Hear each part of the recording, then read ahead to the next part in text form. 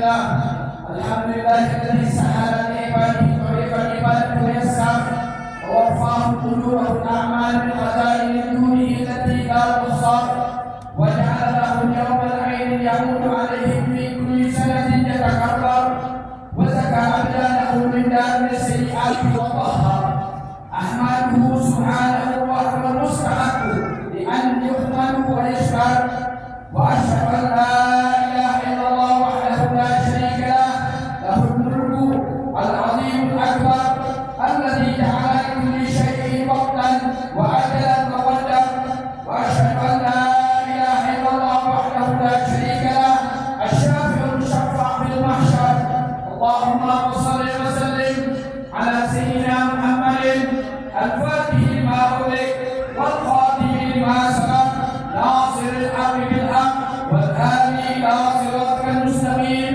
وعلى آله وصحبه حق قدره ومقداره العظيم ويا أيها الناس اتقوا الله حق تقاته ولا تموتن إلا وأنتم مسلمون ومعنى التقوى يعني الامتثال أوامر الله واجتناب النواهي الله أكبر الله أكبر الله أكبر ولله الحمد معاشر المسلمين والمسلمات عيد الأضحى رحمكم الله.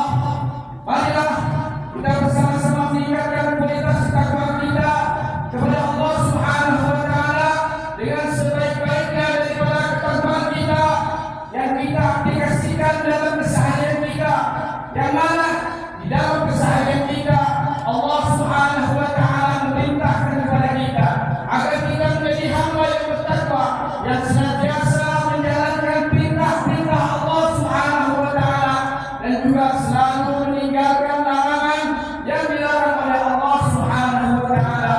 Allahu akbar, Allahu akbar, Allahu akbar walillahil hamd.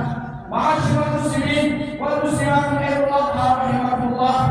Tepatnya hari ini daripada tanggal 10 Zulhijjah yang mana kita selalu kenang daripada peristiwa-peristiwa akbar yang mana terjadi daripada kedua nabi pilihan Allah Subhanahu wa taala, yang mana Nabi Allah Ibrahim dan Nabi Allah Ismail alaihi wassalam kedua-duanya adalah pilihan Allah Subhanahu wa taala, yang mana Allah Subhanahu wa taala memberikan daripada satu cobaan, yaitu satu tingkatan agar semakin dekat kepada Allah Subhanahu wa taala, dan caranya Allah Subhanahu wa taala memilih daripada nabi tersebut untuk mendekatkan dirinya kepada Allah Subhanahu wa taala. Salah satu di antaranya adalah cobaan yang mana Nabi Allah Ibrahim alaihissalam, yang pertama daripada cobaan yang diberikan oleh Allah Subhanahu wa taala di awal daripada pernikahan Nabi Allah Ibrahim alaihissalam. Nabi Allah Ibrahim mendapatkan seorang anak keturunan yang dapat meneruskan daripada jejak-jejak daripada seorang ayahnya, namun dengan jalan yang begitu lama, yang begitu sabarnya Nabi Allah Ibrahim alaihissalam menjalankan daripada kehidupannya, sehingga Allah Subhanahu wa taala itu memberikan daripada apa yang diharapkan daripada seseorang. Bahkan daripada ketika cobaan tersebut menimpa daripada seseorang, maka Syekh Hasan Rashad menjelaskan di dalam kitabnya Bahjatus Sariyah, di dalam satu mazmum menjelaskan wa kun ala alaihi syakura wa kun ala balaihi sabura. Ketika cobaan yang diberikan ataupun yang ditimpa daripada seorang hamba, maka metode yang paling tepat adalah bersabar. Ketika seseorang itu bersabar, maka sesungguhnya Allah Subhanahu wa taala itu dekat kepada orang yang senantiasa sabar daripada cobaan-cobaan yang diberikan oleh Allah Subhanahu wa taala. Allahu akbar, Allahu akbar, Allahu akbar. Namun apabila ketika nikmat yang mana Allah Subhanahu wa taala diberikan pada